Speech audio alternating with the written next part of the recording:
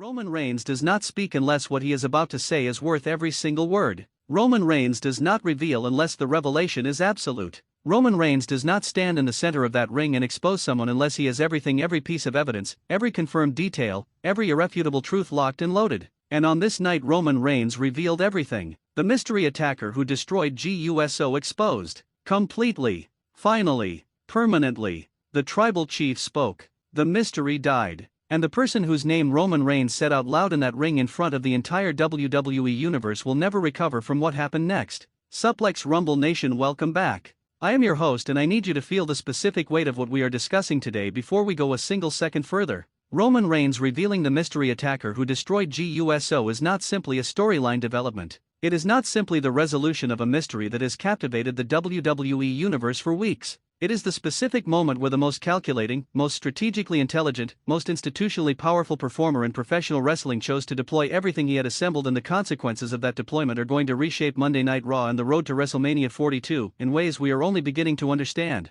When Roman Reigns reveals something, when the tribal chief decides that the time for quiet investigation is over and the time for public, permanent, completely devastating exposure has arrived, the world of professional wrestling shifts. Everything before the revelation exists in one configuration. Everything after exists in another. We are living in the after. And it is extraordinary. Subscribe if you are new. Notification bell. Drop your final theory in the comments right now before we go any further. The name you had. Because Roman Reigns just answered the question this entire community has been working on. Let's find out together how many of you called it. Let's go. To fully appreciate the revelation, to understand why Roman Reigns' exposure of the mystery attacker landed with the specific, permanent, completely irrefutable force it did, we need to understand the investigation that preceded it. Because Roman Reigns does not make accusations. He makes declarations. And declarations require the kind of comprehensive, unassailable evidence that only a methodical, patient, completely thorough investigation produces. The tribal chief's investigation into the mystery attacker who destroyed Jey USO began the moment he received word of what had been done to his family.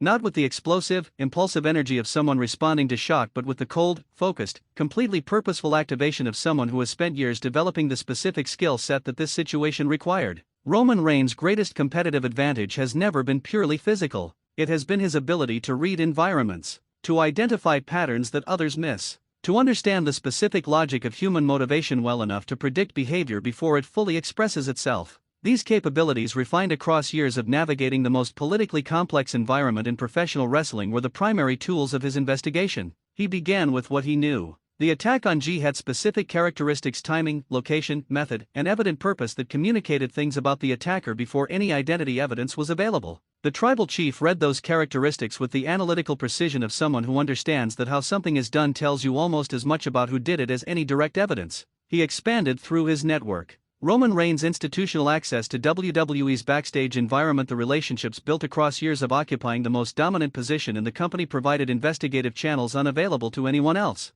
People who had seen things. People who had heard things. People who, when the tribal chief asked specific questions in the specific way that Roman Reigns asks questions, provided answers with a completeness they might not have offered to anyone else. He coordinated with The Rock, whose different but equally valuable network of access and institutional knowledge filled gaps that Roman's investigation alone could not close. The combination of their respective reach, the tribal chief's current backstage dominance and The Rock's broader institutional significance, created an investigative capability that the mystery attacker had not adequately planned for. And he waited, patiently, until every piece was confirmed, until every thread was pulled to its end, until the picture was not just probable but absolute. Roman Reigns does not reveal until he is certain. And on this night he was certain. The moment Roman Reigns walked to that ring, the specific quality of his entrance on the night of the revelation communicated everything about what was coming before he said a single word. Roman Reigns' entrances always tell a story. The specific combination of pace, expression, physical bearing, and the particular quality of attention he brings to the crowd and the camera communicates something about the Roman Reigns who is about to speak.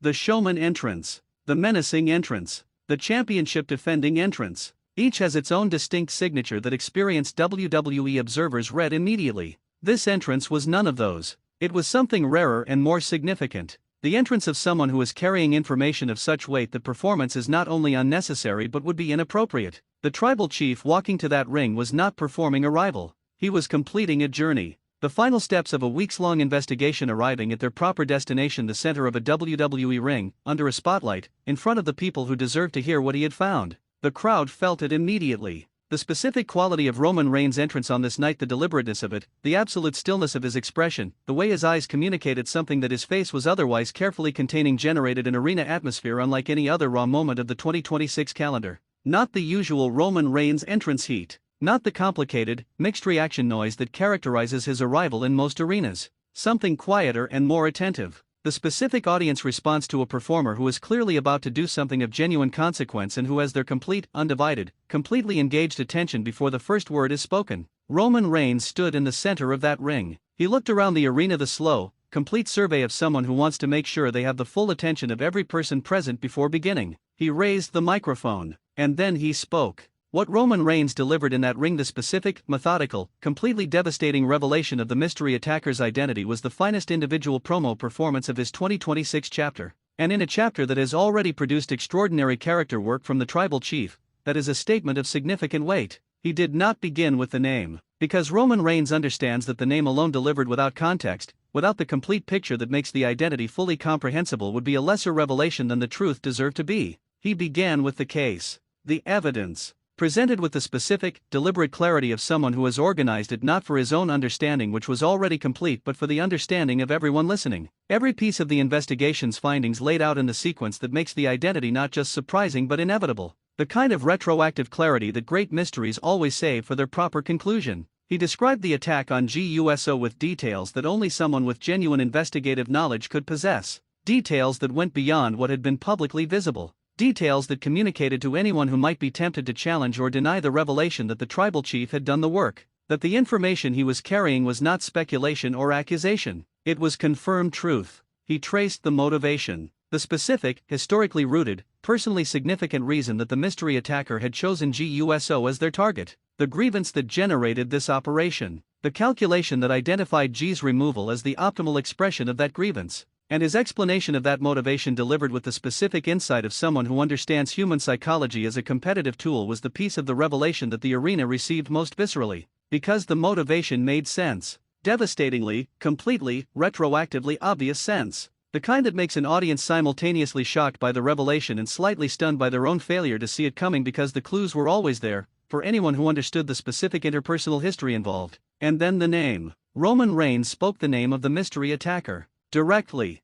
clearly, without the hedging of someone uncertain about what they were saying or the theatrics of someone performing a dramatic moment, with the specific, quiet authority of someone stating a fact that they know to be irrefutable. The arena's reaction was the specific sound of the wrestling world changing. The crowd's reaction to Roman Reigns naming the mystery attacker was one of the most layered, most emotionally complex audience responses Monday Night Raw has generated in recent memory. And reading that response carefully, understanding what each phase of it communicated, tells the complete story of how this revelation landed. Phase 1 was the immediate response. The sharp,